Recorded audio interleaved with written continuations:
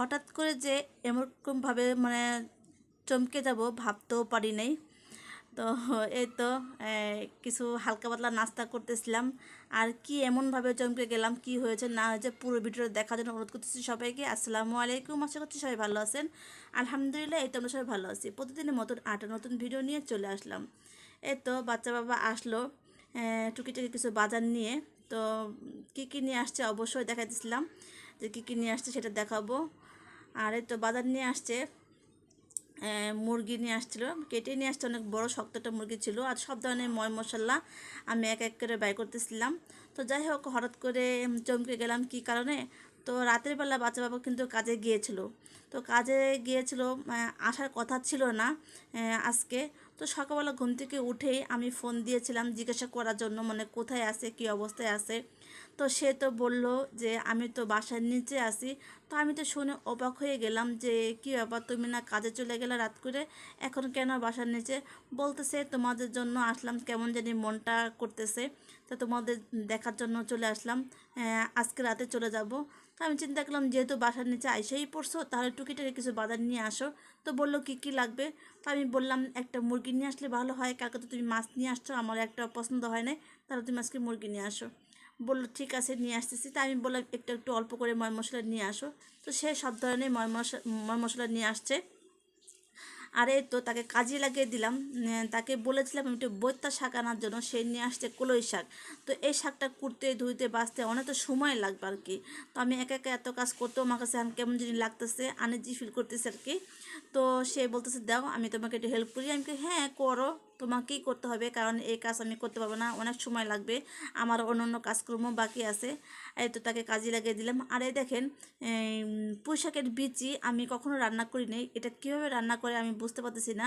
কেউ যদি জেনে থাকেন কী কী দিয়ে রান্না করে, কীভাবে রান্না করে, একটু কমেন্টে জানিয়েন তো কীভাবে রান্না করা যায় এটা। তো যাই হোক, আমার হাজব্যান্ডকে তো কাজে লাগিয়ে দিলাম কলই শাক বাছার জন্য। ওই শাকটা কিন্তু বাছতে একটু টাইম লাগে। আমি চিন্তা করলাম যেহেতু অনেকটা লেট হয়ে গেছে, তা আগে আমি মুরগিটা বসিয়ে দিই, কারণ ছেলে তো চলে আসবে, আর শক্ত মুরগি একটু হয়তো সময় লাগে। তো আমি একটু তাড়াহুড়া করে করতেছিলাম। তো আমি তো ভাবতেও পারিনি সে হঠাৎ করে বাসায় চলে আসবে। রাতের বেলাও কিন্তু চলে গেছে।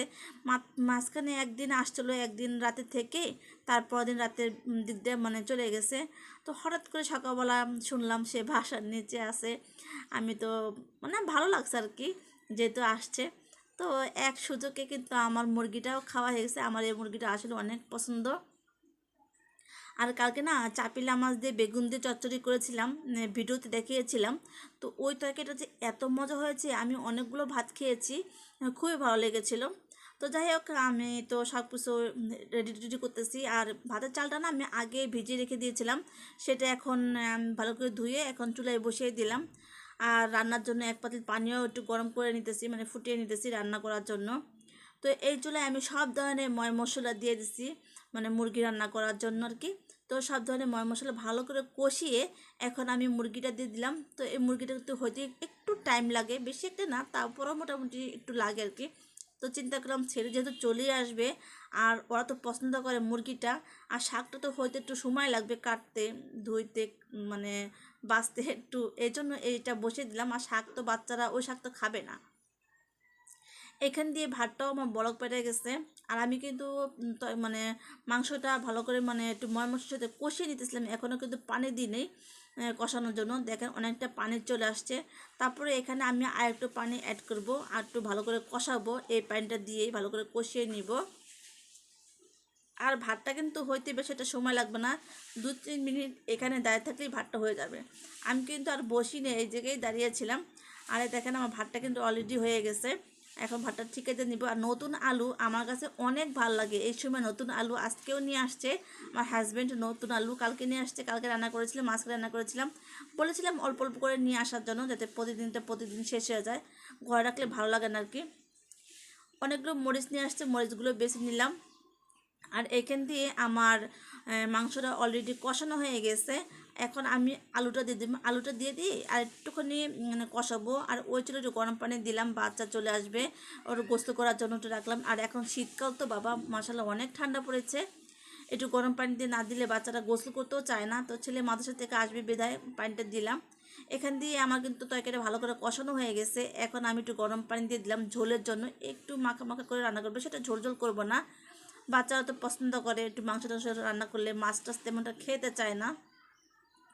যাই হোক, কয়েকটা কাঁচামরিচ আর সাথে ডিম দিয়ে দিচ্ছি, মানে ডিমটা অনেকগুলো ডিম ছিল।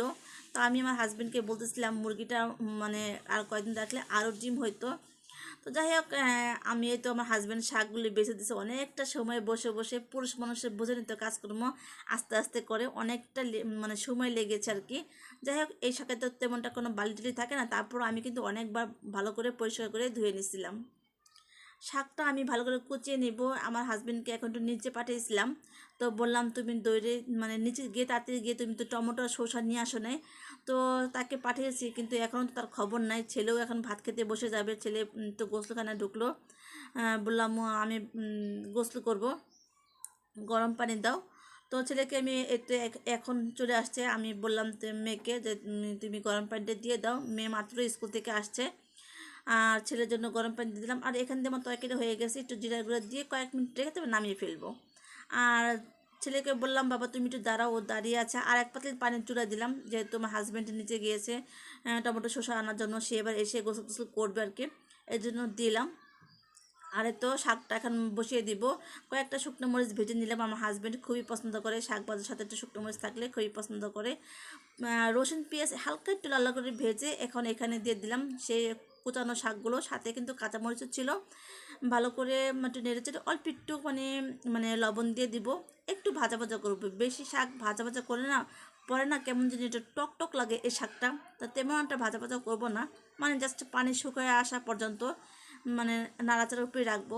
তো ছেলে গোসল থেকে চলে আসছে, শাকটাও রান্না ছিল চুলা, ওরা তো শাকটা খাবে না। তো ছেলেকে ভাতটা দিয়ে দিলাম, বললাম তুমি ভাত খাও, শাক তো তুমি খাবা না। বললো না। এই তো রান্নাবান্না শেষ, আমার হাজব্যান্ডের পছন্দের শাক আর আমার পছন্দের এই মুরগি তরকারি। কেমন হয়েছে রান্নাবান্নাগুলো অবশ্যই জানাবেন। আজকের ভিডিওটা এই পর্যন্ত, সবাই ভালো থাকবেন। আসসালামু আলাইকুম।